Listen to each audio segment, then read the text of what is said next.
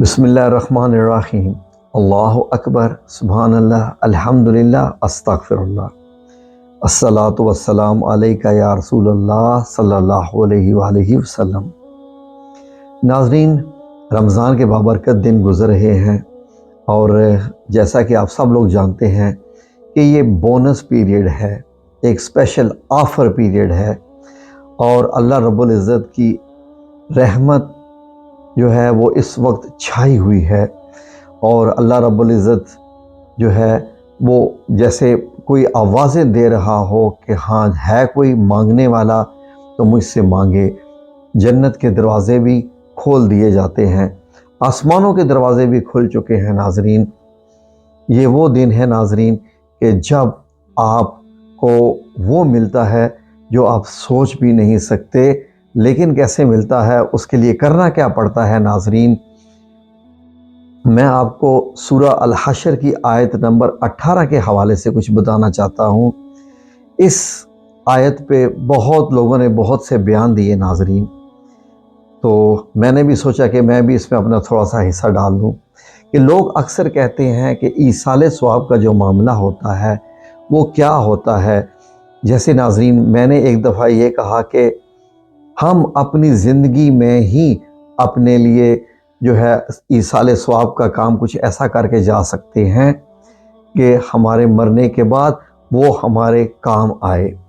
नाज़रीन, हदीस मुबारक में सदका जारिया के नाम से आपने कुछ अमाल सुने होंगे, कुछ अमल सुने होंगे करने के। अगर हम सूरह हशर की इस आयत को देखें, आयत नंबर 18, ज़रा गौर कीजिए नाज़रीन इनके अल्फाज पे इस आयत की, और मैं आपकी खिदमत में तर्जुमा भी पेश करता हूँ। या अय्युहल्लज़ीना आमनुत्तकुल्लाह, अगर आप यहाँ तक पढ़ें तो इसका मतलब ये है कि ए ईमान वालो, अल्लाह से डरते रहो। और आगे क्या जो अल्फाज हैं आगे के वो क्या हैं, वल तंजुर नफ्सुम मा क़द्दमत लिगद, ये है सारी चीज़। नाज़रीन, ए ईमान वालो, अल्लाह से डरते रहो और हर शख्स देख ले कि कल के वास्ते उसने क्या भेजा है, कल का क्या है माल में, कल क्या चीज़। अगर हम इसमें जो है वो लफ्ज़ों को मुकम्मल करें तो इसका ये तर्जुमा बनता है, और हर शख्स देख भाल ले कि कल यानी क़यामत के वास्ते उसने आमाल का क्या ज़ख़ीरा भेजा है। आमाल के ज़ख़ीरे से मुराद नेक आमाल होते हैं जो कि हमारी बख्शिश का बायस बने। नेक अमाल क्या हो सकते हैं नाज़रीन, आगे की आयत में मुकम्मल करता हूँ, सुन लें। वत्तकुल्लाह, और अल्लाह से हर वक्त डरते रहो।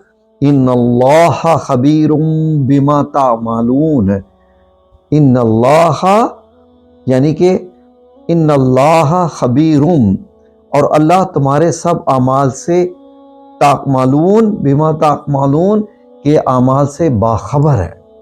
नाज़रीन, जो अमल भी आगे भेजोगे वो अल्लाह रब्बुल इज़्ज़त जानता है, वो तुम्हारे लिए वो नोट कर रहा है। इन्नल्लाह, सुनिए नाज़रीन, इन्नल्लाह खबीरुम बिमा तामलून, अल्लाह तुम्हारे सब अमाल से बाखबर है।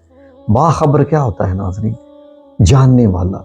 बेखबर क्या होता है, जो ना जानने वाला हो। नाज़रीन, हम जो भी अमाल करते हैं वो अल्लाह रब्बुल इज़्ज़त जानता है।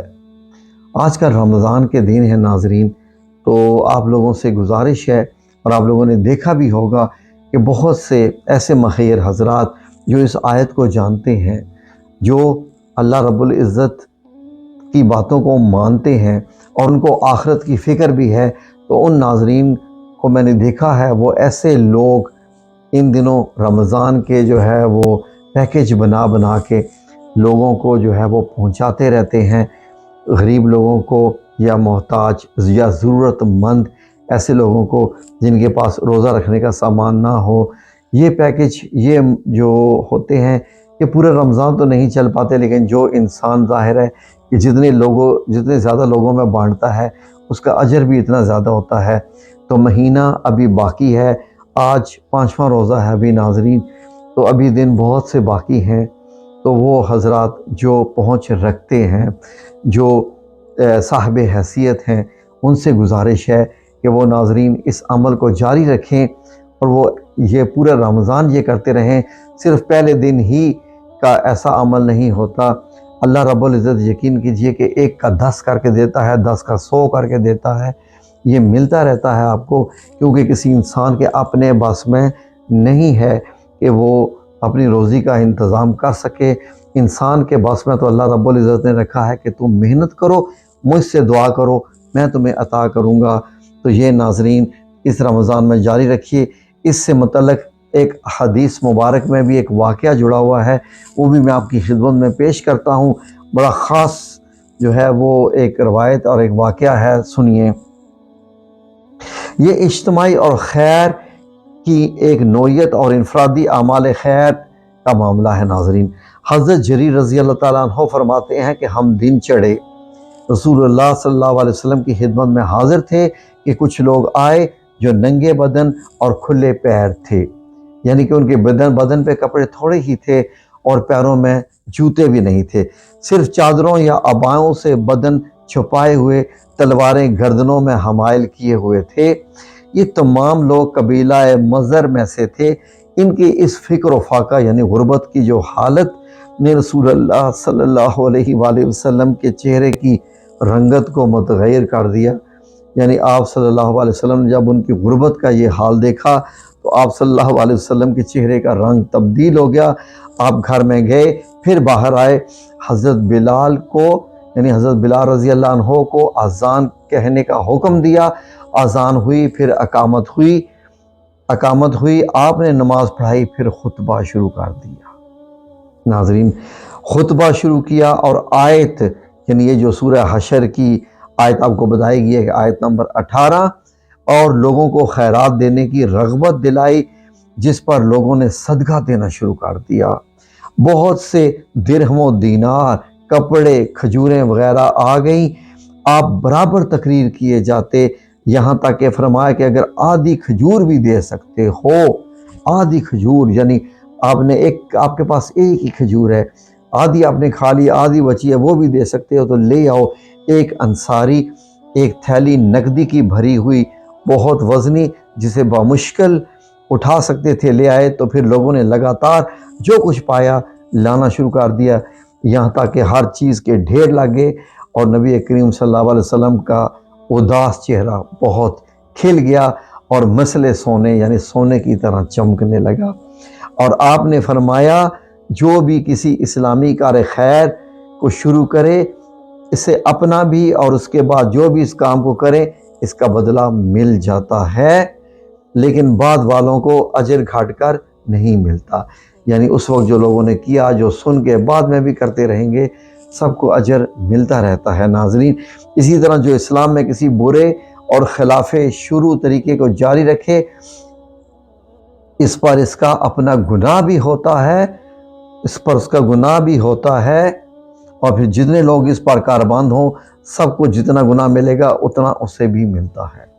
آپ ایک نیک عمل کریں، جو آپ کے ساتھ مل کے لوگ نیک عمل شروع کر دیتے ہیں، وہ نیک عمل شروع کرنے والے کو بھی اس کا اجر ملتا رہتا ہے، اور جو کوئی گناہ بدی کا کام کرتا ہے اور اس کو دیکھ کے جو بدی کا کام کریں تو ان کو اس کا گناہ بھی اس پہ بھی ملتا رہتا ہے جو وہ گناہ شروع کرتا ہے۔ ناظرین اللہ تعالیٰ کے عذاب سے بچاؤ کی صورت پیدا کرو، یعنی اس کے احکام بجا لا کر اس کی نافرمانیوں سے بچ کر، پھر فرمان ہے کہ وقت سے پہلے اپنا حساب آپ کر لیا کرو، دیکھتے رہو کہ قیامت کے دن جب اللہ کے سامنے پیش ہوگے تب کام آنے والے نیک اعمال کا کتنا کچھ ذخیرہ تمہارے پاس ہے۔ پھر تاکید ارشاد ہوتا ہے کہ اللہ سے ڈرتے رہو اور جان رکھو کہ اللہ تمہارے اعمال و احوال سے اللہ تعالیٰ پوری طرح باخبر ہے، نہ کوئی چھوٹا کام اس سے پوشیدہ ہے نہ کہ بڑا، وہ تم چھپے کرو یا کھلے۔ ناظرین پردیس میں رہنے والے لوگ بھی سمجھ سکتے ہیں کہ وہ پردیس میں رہتے ہوئے گھر میں پیسے بھیجتے رہتے ہیں اور اس امید سے ہوتے ہیں کہ جب ہم چھٹی جائیں گے یا جب ہم اپنے ملک میں جائیں گے تو جو ہم نے پیسہ بھیجا تھا وہ ہمارے کام آئے گا۔ اسی طریقے سے جو آپ کے نیک اعمال ہیں وہ ایک قسم کا قرض ہے جو آپ اللہ رب العزت کو دیتے ہیں، جس کا اللہ رب العزت آپ کو 10 گنا کر کے بھی دے سکتا ہے، وہ جتنا چاہے دے سکتا ہے۔ تو یہ ناظرین اس طرح کے جو وہ کام ہیں، ان کے دن ہیں، رمضان میں بھی اور رمضان کے بعد میں بھی کرتے رہیں، ان دنوں زیادہ سے زیادہ کریں تاکہ آپ کو اجر عظیم بھی زیادہ سے زیادہ مل جائے۔ یہ ناظرین بات تھی جو آپ کے ساتھ کرنی تھی۔ اللہ کرے کہ ہم لوگ اس پہ زیادہ سے زیادہ جو ہے وہ کاربند ہوں اور اپنے لیے خود نیک اعمال بھیجیں، تاکہ اگر کوئی ہمارے لیے دعا نہ بھی کرے ہمارے بخشش کی تو وہ نیک اعمال ہمارے لیے کافی ہو جائیں۔ آمین یا رب العالمین برحمتک یا ارحم الراحمین۔